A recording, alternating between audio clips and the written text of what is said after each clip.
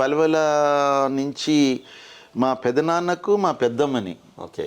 మా నాన్నకు మా అమ్మని అదే ఒక్క ఇంటి నుంచి మా ఇద్దరికి ఇక్కడ ఇవ్వడం జరిగింది. కాబట్టి ఈ కమ్యూనిస్టులతోని ఓకే. సావాసంతోని ఓకే. మా తాత మొదటి నుంచి కూడా నరసింహారెడ్డి గారని మా తాతగారు.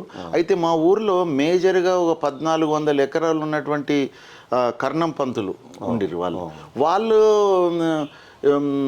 ఇది దాన్ని ఏమంటారంటే కొంచెం అందరినీ సతాయించడం చేయడం అది ఉండే. దానికి కౌంటర్గా మా తాతగారు ఉండిరు కాబట్టి వీళ్ళకి సపోర్ట్గా వీళ్ళు ఉండేది అన్నట్టు. అంటే ఇప్పుడు అప్పట్లో ఒత్తనేమన్నా ఉందా?